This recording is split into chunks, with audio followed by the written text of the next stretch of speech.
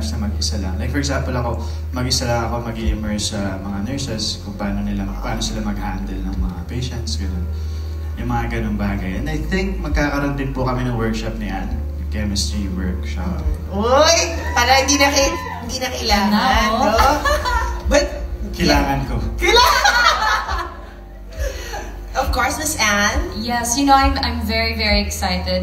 Even with another project that I'm doing, I also did acting refreshers. And I'll also prepare for this as well.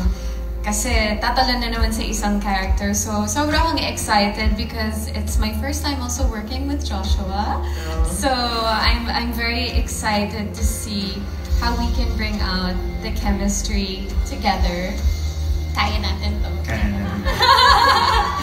And of course, with Carlo, I mean, fan ako ng